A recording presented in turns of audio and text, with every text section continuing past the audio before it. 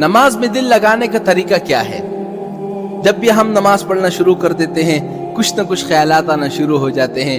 کوئی مری میں گھوم رہا ہے، کوئی ناران کاغان جا رہا ہے، کسی کے ذہن میں خیالات آنا شروع ہو جاتے ہیں، کسی کو کوئی بات آنا شروع ہو جاتی ہے.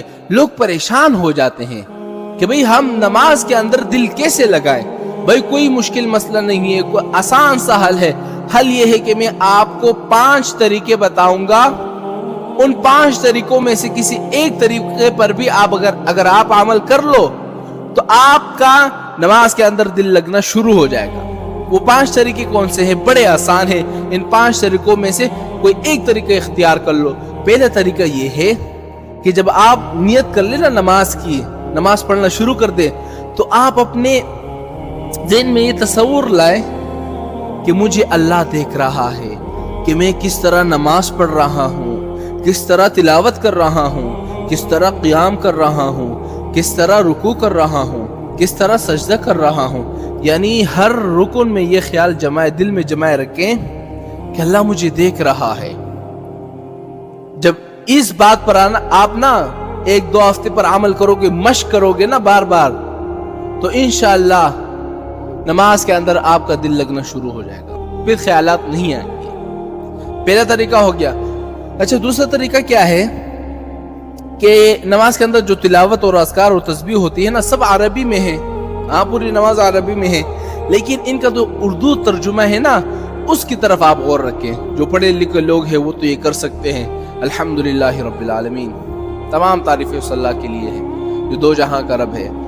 الرحمن الرحیم، جو رحمان الرحیم ہے. مالک یوم الدین، جو تمام جہانوں کا مالک ہے. اور سبحان ربی العظیم، سبحان ربی الاعلیٰ. ان الفاظ کی طرف غور رکھیں. جب غور کرے گا تو اس کو بات سمجھ میں آئے گی، تو اس کا دل لگنا نماز کے اندر شروع ہو جائے گا. 2 طریقے ہو گئے. اچھا، تیسرا طریقہ یہ ہے جو بڑا آسان ہے اور اکثر لوگ اسی تیسری بات کو فالو کرتے ہیں. اچھا، تیسرا طریقہ یہ ہے کہ نماز کے اندر جو تلاوت، اذکار اور تسبیح کے الفاظ ہوتے ہیں نا، ان الفاظ کی طرف دھیان رکھو. سبحان ربی العظیم، اس لفظ کی طرف دھیان رکھو. سبحان ربی الاعلیٰ، التحیات للہ والصلوات والطیبات. یعنی نماز کے ہر لفظ کی طرف غور رکھو. ترجمہ تو سب لوگوں کو نہیں آتا نا، تو اکثر لوگ یہی تیسری بات کو فالو کرتے ہیں کہ نماز کے اندر لفظوں کے اندر غور کرتے ہیں. ہاں، کہ میں کیا پڑھ رہا ہوں، سبحان ربی الاعلیٰ، ہاں سبحان ربی العظیم پڑھ رہا ہوں. اچھا، تو چوتھا طریقہ کیا ہے کہ ذہن میں یہ تصور باندھے کہ میں بیت اللہ کو دیکھ رہا ہوں، بیت اللہ میرے سامنے ہے، کعبہ شریف میرے سامنے ہے. یہ ہو گیا چوتھا طریقہ.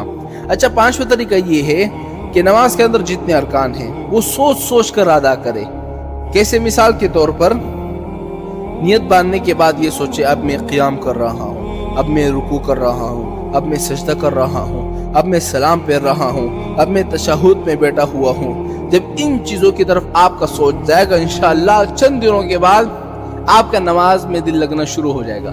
اور میری ایک بات یاد رکھنا، یہ 1-2 دن میں آپ کا کام نہیں ہوگا، 3-4 دن میں نہیں ہوگا، بلکہ مشق کرنے سے آئے گا.